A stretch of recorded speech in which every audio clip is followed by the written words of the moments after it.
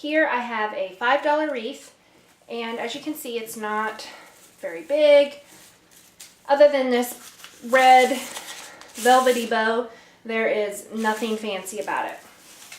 But it was $5, and I like that idea. So the first thing I'm going to do is take off the bow because I have bigger plans for this wreath. I kind of like to set out everything that I'll be putting on the wreath just to see placement where I want everything. So right now I'm kind of setting it all around.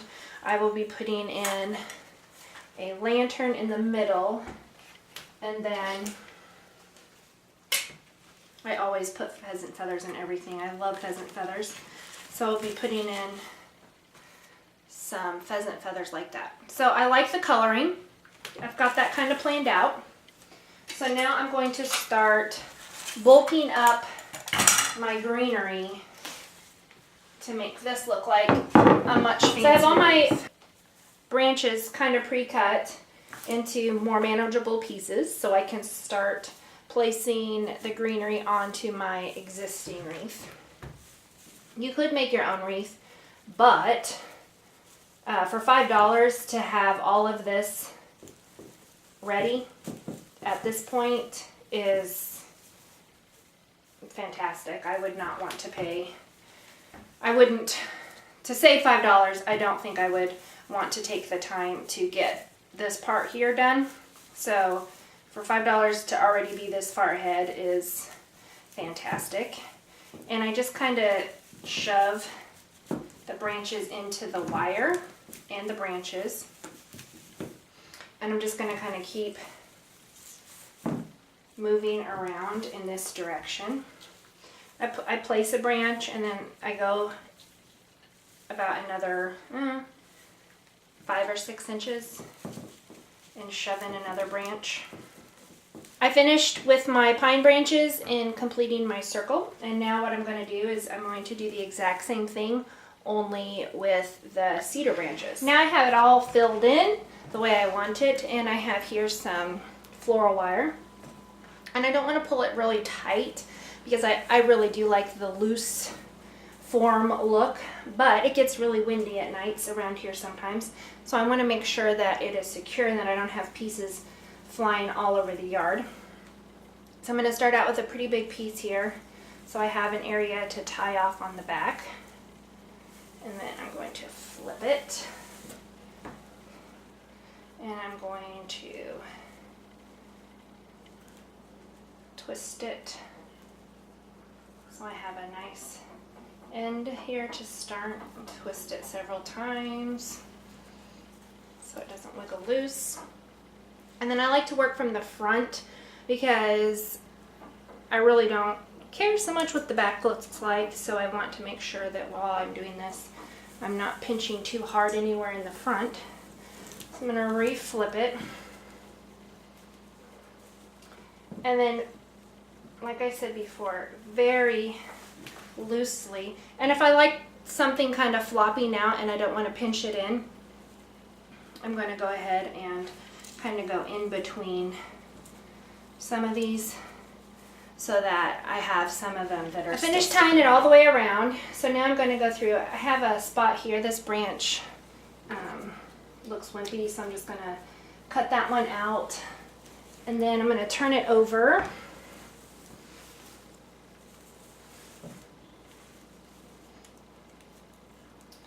And I'm going to cut off some of these larger areas that I have kind of poking out where I shoved in my greenery. This is just so it doesn't, and that area right there could be a little more secure. This is mostly just so it doesn't poke my front door. And now I can flip it over and start decorating the front. So I'm going to establish kind of where I'm going to put my bow and where I want my center to be. And I really like how this is on the bottom, and I've got sort of a bare spot up here, so actually I'm going to put my bow here and it'll fill in that bare spot nice and easily.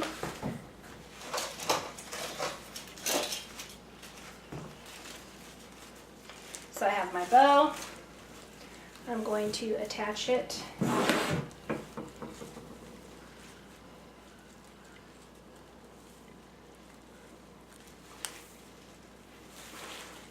Again, using more floral wire.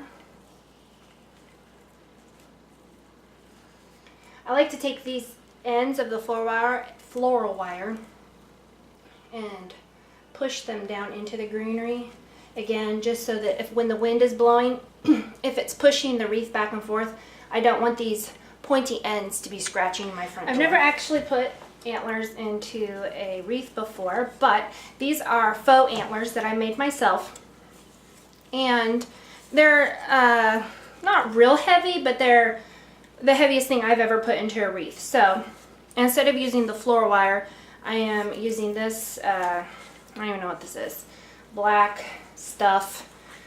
It's pretty sturdy, but it's like a plasticky kind of feeling. It came from the greenery that I had purchased, this cedar greenery. It was used to help tie it together and secure it.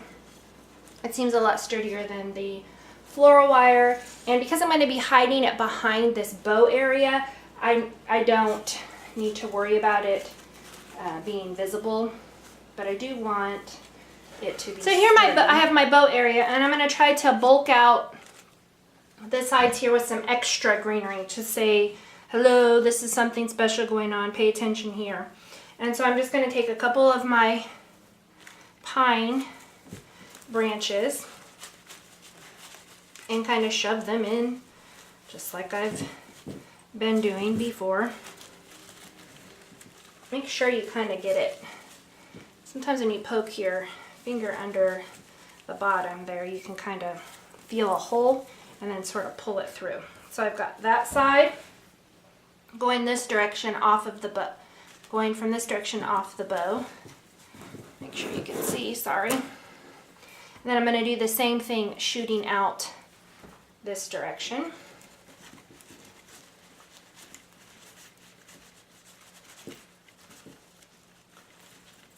And I smushed them together pretty tight over here when I tied on my antler, but I think I can pull it through.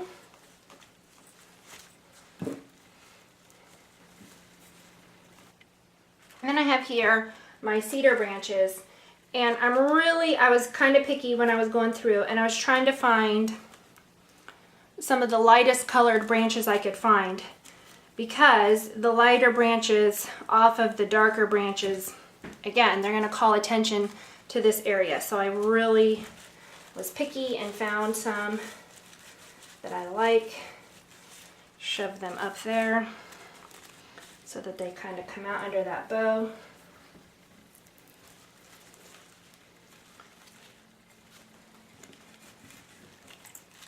Do the same off of here.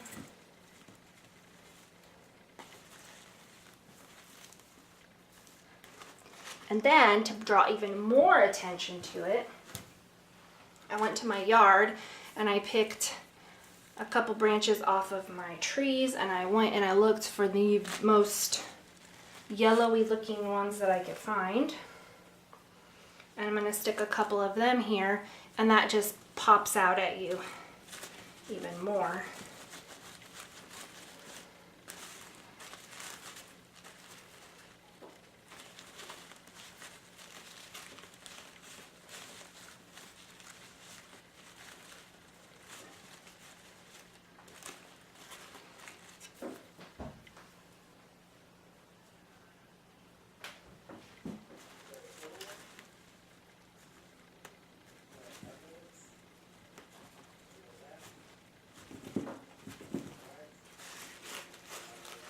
And you're just adding up layers of interest. So I have these in here, and now I'm going to fill in with my feathers that I already have picks. I've had these for several years and I use them over and over again. So I'm just going to shove them in here.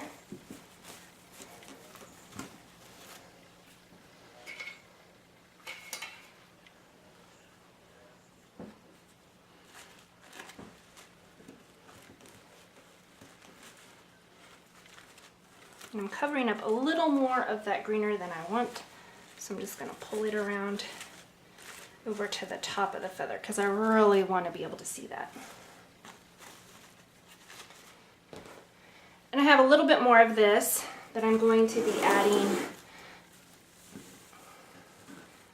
kind of in little just spurts around, but I for sure want to have, I have my greenery with my yellowing kind of here. Remember, here's my center of my wreath, and I have yellowing here, and I want to come across diagonally and make sure I add a pop right there. That's a good way to kind of come across. I'm going to add another pop over here because you don't need very much of this yellowy color, but you do want to be strategic with where you're placing it.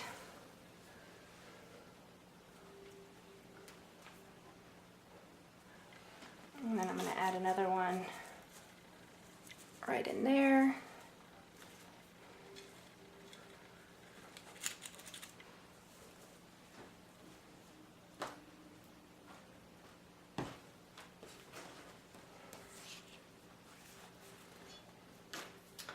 I have some pine cones that I'm not sure. I kind of originally thought I would put some of the pine cones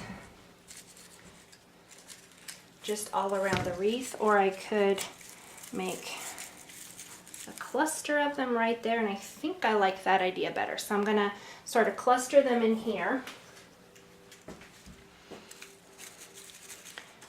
And right now I'm just sort of placing to get an idea of what it looks like, and then I will secure it much better. But that's the nice thing. You can kind of play with it, get an idea of what you like, and pick it up and move it around. I'm going to attach my lantern, and then later I can put a battery operated light in here.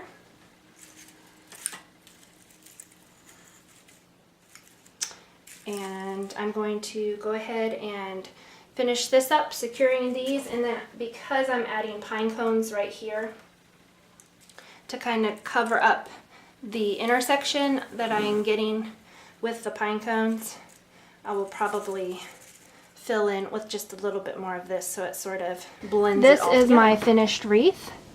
I feel like I took it from a $5 wreath to a $50 wreath by using some items that I already had on hand.